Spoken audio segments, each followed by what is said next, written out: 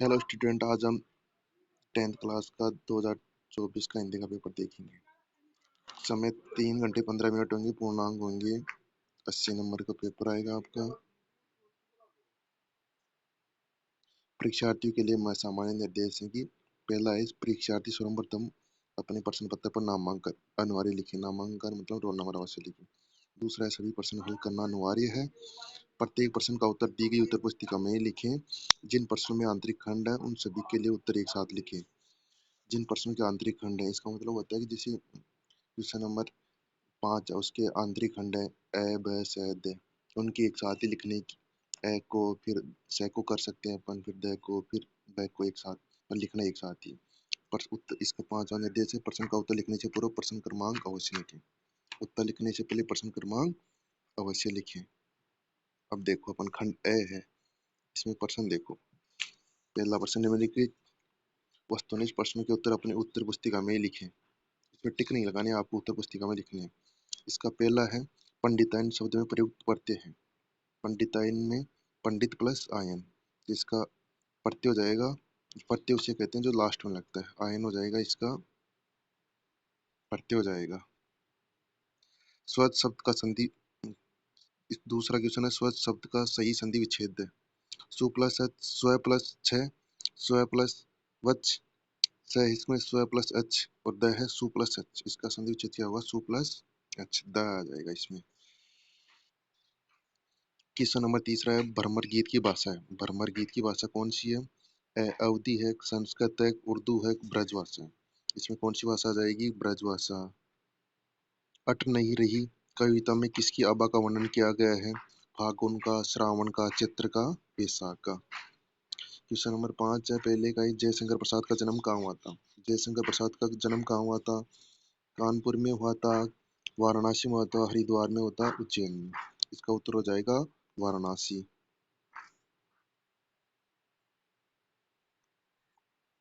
Question number 6, इसका पहले का, शिव धनुष तोड़ने वाले को परशुराम ने किसके समान अपना शत्रु माना है?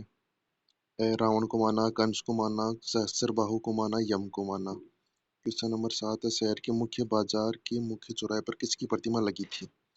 है नेताजी सुभाष चंद्र बोस की, महात्मा गांधी की, रानी लक्ष्मीबाई की, सरदार वल्लभ भाई पटेल की। क्वेश्चन नंबर 8 है, यही सच है कहानी संग्रह के लेखक हैं। यशपाल हैं, यतीन्द्र मिश्र हैं, मनु भंडारी हैं, रामवृक्ष बेनीपुरी हैं। क्वेश्चन नंबर 9 है, लखनवी अंदाज लेखक के माध्यम से कवि ने किस पर व्यंग्य किया? कवियों पर नहीं, कहानियों के लेखकों पर, नवाबों पर, स्वयं पर। अब देखते हैं ना, ये ऐसा पेपर आएगा। मानव संस्कृति है। क्वेश्चन नंबर 10 है, मानव संस्कृति है विभाज्य, अविभाज्य, विनाशकारी, प्रलयकारी।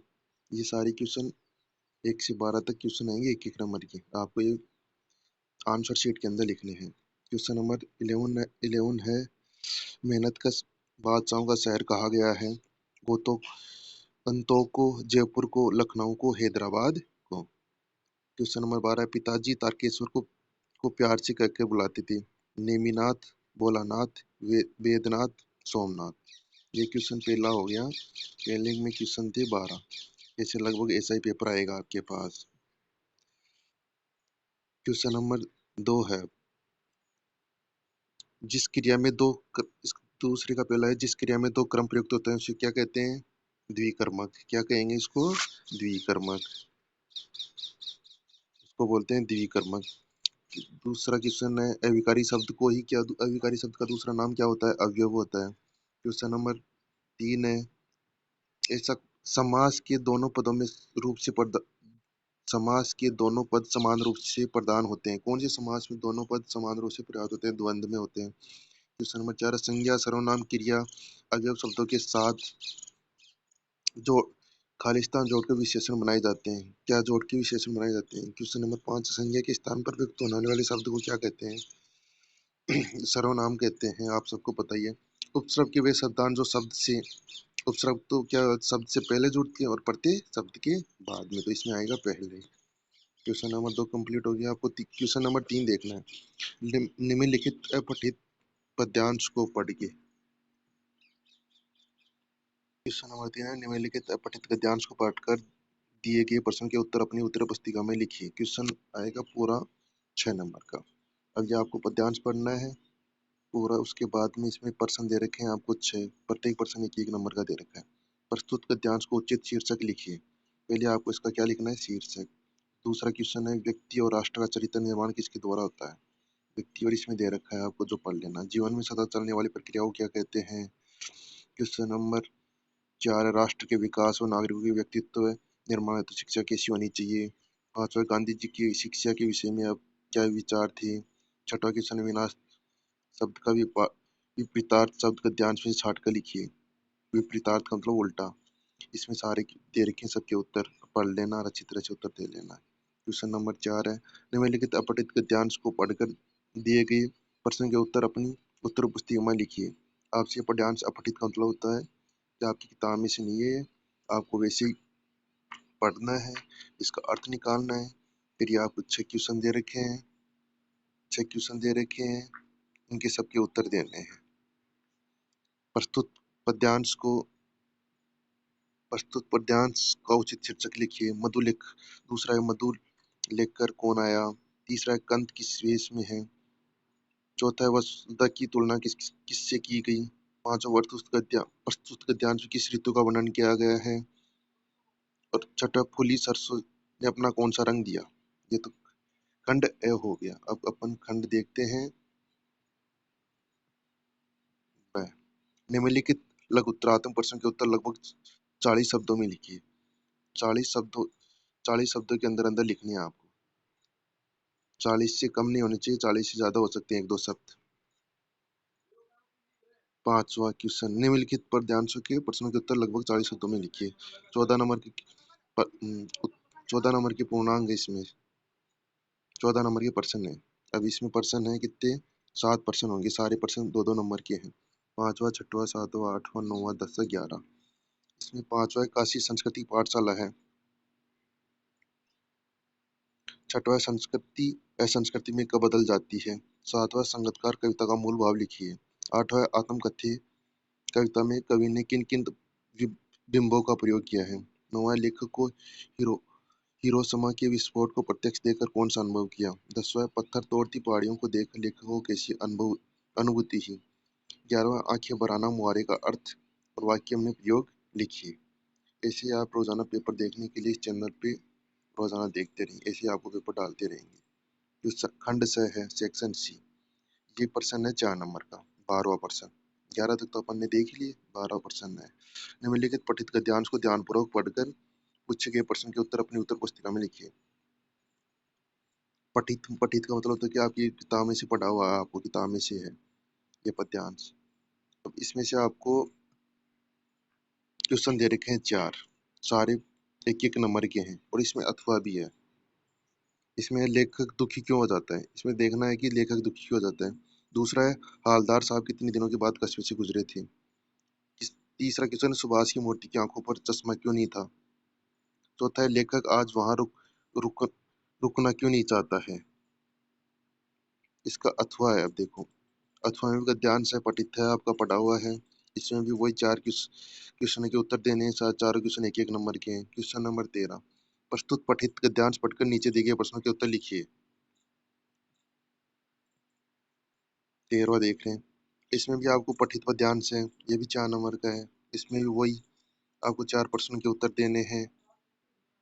उसके बाद में इसका भी अथवा है, दोनों में से एक कर सकते हो आप, कोई सा आपको ये नहीं आ रहा तो ये कर सकते हो, अगर आपको ये नहीं आ रहा तो ये कर सकते हो आप, और किसी को ये आ रहा है तो ये कर सकते हो। ऐसा कोई सा भी कर सकते हो, दोनों में से एक करना है, दोनों नहीं करने आपको। क्वेश्चन नंबर 14 देखो, अब ये 3 नंबर का क्वेश्चन है, इसमें भी अथवा है। इसमें आप ये भी कर सकते हो, ये नहीं आ रहा तो ये कर सकते हो, ये आपने ये कर लिया तो ये नहीं करना, अगर आप ये कर लिए तो ये नहीं करना, दोनों में से एक करना है। ऐसा ही 15 क्वेश्चन है, इसमें भी अथवा है, दोनों में से एक करना है। क्वेश्चन नंबर 16 में भी अथवा है, और 17वां में अथवा है, एक एक करना है इन सब में। क्वेश्चन नंबर 18, इसमें निम्नलिखित विषयों में से किसी एक विषय पर लगभग 300 शब्द में निबंध लिखे हैं लिखने हैं। तो आप लगभग लिखने हैं आपको 2 से ढाई पेज और 6 नंबर का प्रश्न है। तो आप कोई भी कर सकते हो। जैसे पहला है आतंकवाद एक समस्या, इसमें प्रस्तावना लिखनी है, आतंकवाद का अर्थ लिखना है, आतंकवाद से उत्पन्न समस्याएं, आतंकवाद से क्या क्या समस्या उत्पन्न होती है, आतंकवाद से निपटने के उपाय और उपसंहार, लास्ट में इससे अपने को बचने के लिए क्या क्या करना चाहिए। और दूसरा है पर्यावरण प्रदूषण, इस पे भी कर सकते हो आप। और तीसरा है अनुशासन का महत्व है। ऐसे किसी भी एक पे निबंध लिखना है आपको 300 शब्द में, 2.5 से 3 पेज। और पांचवा है उपसंहार। और इसमें चौथा है मेरी विस्मरणीय यात्रा। आपकी भी कोई, आपने कहीं पे घूमने गए, जो यात्रा आपको हमेशा याद रहती है, उस पे निबंध लिख सकते हो। मतलब कि 18% में किसी भी एक, ये चार चार निबंध है, इनमें से एक पे निबंध लिखना है आपको। 4 पॉइंट है आपके पास। अब क्वेश्चन नंबर 19 है, स्वयं को राजकीय उच्च माध्यमिक विद्यालय गोपालपुरा का महेश मानकर प्रधानाचार्य इसी विद्यालय में खेल सप्ताह मनाए जाने हेतु एक प्रार्थना पत्र लिखना है। आपको एप्लीकेशन लिखनी है कि प्रधाना सप्ताह में एक दिन आपको खेल कार्य करवाए जाएं। या इसमें दूसरा है, स्वयं को रतनगढ़ निवासी राघव मानते हुए अपने मित्र को पुस्तकों का महत्व बताते हुए एक पत्र लिखिए। पत्र लिखना है इसमें। इसमें आप कोई सा भी एक कर सकते हो, या तो ये कर लो या ये कर लो, जो जो आपको आता है वो कर सकते हो। ऐसे क्वेश्चन 20 है। 20 में निर्धन महिलाओं द्वारा बनाई गई दरियों की बिक्री हेतु विज्ञापन लिखनी है। आपको विज्ञापन बनाना है, विज्ञापन लिखना है एक। निर्धन महिलाओं की दरियों की बिक्री नहीं हो रही, तो आप कैसे बेचेंगे, उसका विज्ञापन देना है आपको। और इसमें अथवा है व्यवसाय शिक्षा की छात्रों द्वारा बनाई गई वस्तुओं की प्रदर्शनी देखने आने तो एक विज्ञापन लिखिए। ऐसे ही आप पूरे प्रश्न कर सकते हो आप ये 20। और पेपर 80 नंबर का है, आपको 3.25 घंटे में करने हैं पूरे। ऐसे रोजाना पेपर देखने के लिए हमारे चैनल को सब्सक्राइब कीजिए। Thank you. जय हिंद।